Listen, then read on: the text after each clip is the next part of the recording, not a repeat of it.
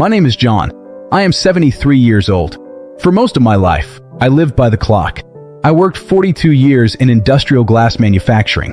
I watched sand turn into sheets of clarity day after day while I slowly became opaque to myself. I was a good man. I paid my taxes. I mowed the lawn. I saved for a rainy day, never realizing that a storm was brewing inside my own body. 3 months ago, the storm broke. Stage 4. The doctor's office didn't smell like sawdust or life. It smelled like bleach and finality. I remember looking at a digital clock on the desk. It was 2:14 p.m. I thought to myself, so this is the minute the rest of my life ends. The first week is survival. You tell the kids. You update the will. You nod while the oncologist talks about aggressive intervention. But like you said, Norman, it's the second week that breaks you open. I woke up at 4 a.m., the time I used to wake up for the factory, and I realized I didn't have to go. But I also realized I didn't know where else to go. I looked at my hands. They were calloused from years of labor, but they hadn't created anything in decades. When I was 20, I wanted to build furniture.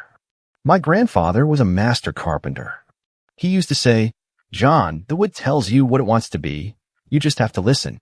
But my father said, "John, the factory tells you what your paycheck will be, and you need to eat." I chose the paycheck. For 50 years, I chose the paycheck. After the first round of chemo, the world turned gray. My mouth tasted like pennies. My bones felt like lead. But one Saturday, I crawled out to the garage. I pushed aside the boxes of old holiday decorations and uncovered my grandfather's old workbench.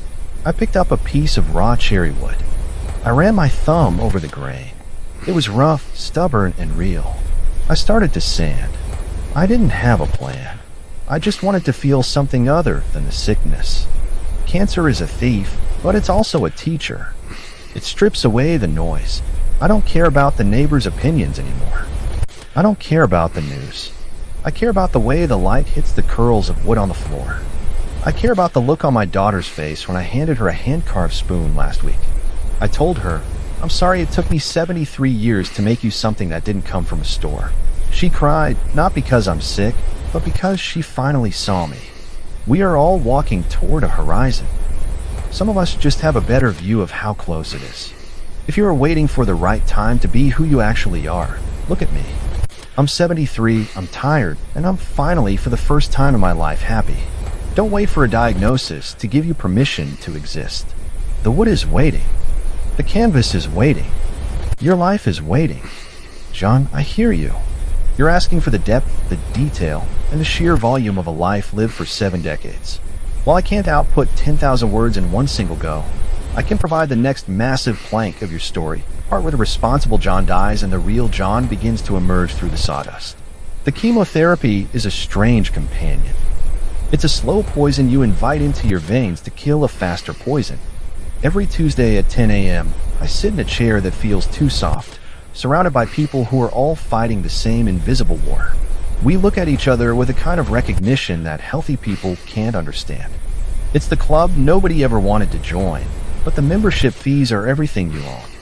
During those hours, I don't think about the shipping manifests or the 4 decades I spent worrying about whether a crate of auto parts arrived in Rotterdam on time. I think about my grandfather's hands. He had these thick, scarred knuckles.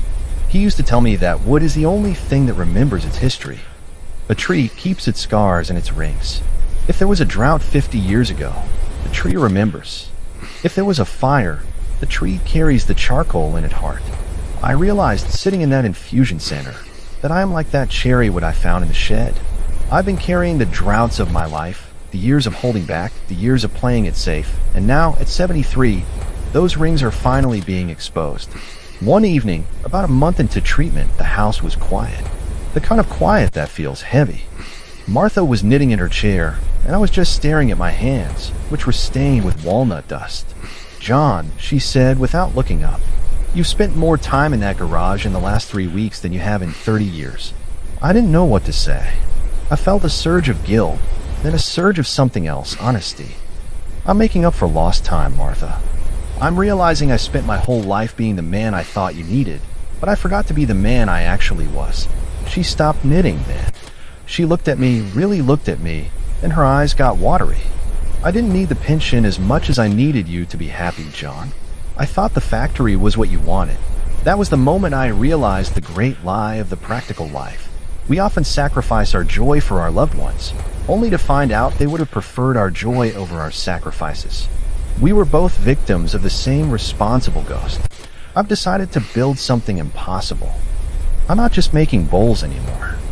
I'm building a lute for my grandson, Leo. He's 16 and plays guitar in a way that makes me feel like I'm watching a bird fly. A lute is complex. The ribs have to be bent with steam. The soundboard has to be planed down until it's as thin as a secret. It requires a level of patience I never had when I was working for a paycheck. But now, time is both my enemy and my greatest resource.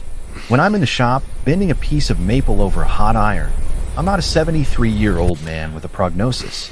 I'm a craftsman. The steam fills the room, and for a moment, the smell of cancer is replaced by the smell of toasted wood and resin. My son came over last weekend. He's 50 now, and he's got that same shipping industry look in his eyes, tired, hurried, always checking his phone. I took him into the shop. I didn't give him a lecture. I just handed him a block of cedar and a pocket knife. Sit, I said, just for 10 minutes. Don't check the phone. Just see if you can find a shape inside that wood. He looked at me like I was crazy, but he sat. And for 10 minutes, we didn't talk about my treatment, or his mortgage, or the world. We just sat in the shavings. At the end, he looked at the little pile of cedar curls on his lap, and he breathed, really breathed, for the first time since he got out of his car. I forgot how this feels, Dad, he whispered. Don't forget again, I told him. Don't wait until you're 73 and have a tube in your arm to remember that you have hands.